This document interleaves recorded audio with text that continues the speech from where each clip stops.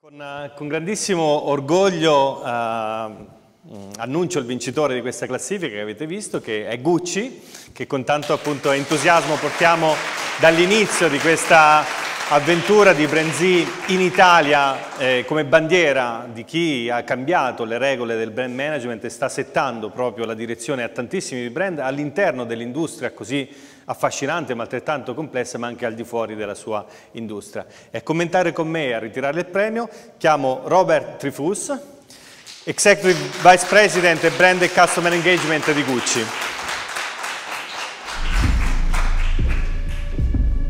Prego. Grazie, grazie. Buongiorno. Grazie. Thank you for being here with us today. I know you've just landed from the US. No, I'm actually from Milan, so I'm happy because I don't have jet lag. But okay. Thank you for the acknowledgement. You know, it's a great honor to be recognized in this way for a third year in a row.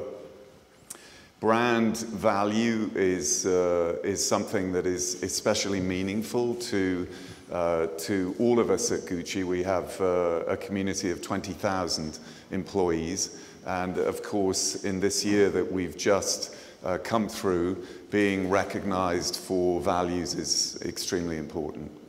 Thank you. I have a couple of questions. One is about last year.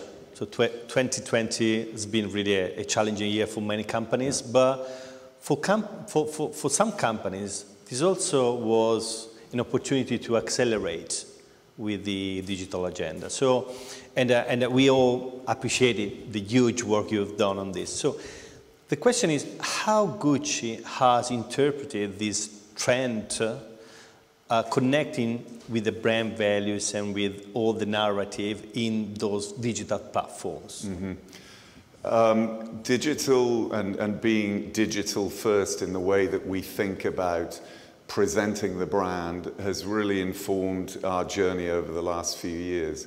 So as we entered this pandemic and we realized that we were living in a world that was going to be defined by distance, the notion of capitalizing on the digital infrastructure was fundamental in how we reacted. Of course, what digital allows us to do today is to bring the brand and its values to our stakeholders, but always our emphasis is on bringing an emotional value through the digital platforms that we're using.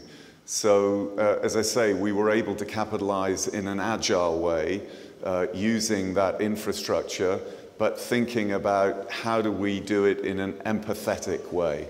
Of course, our first concern when we realized that the world was facing a pandemic was on our stakeholders and on their well-being, on their safety and their health. And so we doubled down on those values of concern and expressed that through our digital platforms. And at the same time, we thought about how to innovate and bring customer centricity to the digital experience. That meant putting a premium on innovating experiences. So one of the first things we did was to create live video experiences as though you were in a retail environment but living it in a digital way. We also put a premium on delivering the right kind of messaging, a very personalized messaging through our various digital touchpoints. So I would say that digital first prioritization that we had established within our strategic framework put us into a very secure position at the beginning of the pandemic. So you, through digital, it's like you solve this tension between heritage and being tremendously innovative, putting the client at the center in its experience, right? Yes, I mean, 2021, the year we're in now, is our 100th anniversary. So again, it's wonderful to be recognized in this way in your 100th anniversary. And certainly we're a brand that puts a great emphasis on bringing our values forward. Those values obviously resonate through our archive in terms of design and creativity. But at the same time, we recognize that for a brand to be relevant today, you have to understand how society is changing. So we've seen in your presentations this morning the importance for a purpose. Our purpose is about empowering self-expression. At the same time, we recognize the importance, especially among younger generations, but not only, that sustainability in its broadest sense has today in the minds of consumers. Again, we have been on a sustainable journey for a long time, but we are doubling down on what that means today, both in terms of planet and people. And making sure that as a brand in the community, we're acting in a responsible and progressive way. Yeah, it's like, you know, you've changed a lot because your consumers have changed a lot in the last 100 years, but now maybe you recognize the importance to change the consumers yourself. So, I mean, can you articulate a bit about, you know, your ideas, your plans, your programs, like the Gucci Equilibrium, was meant to literally instill a positive change on your consumers? So, you know, we believe strongly in the idea that the values that we live within our company are the values that ultimately we can express best externally.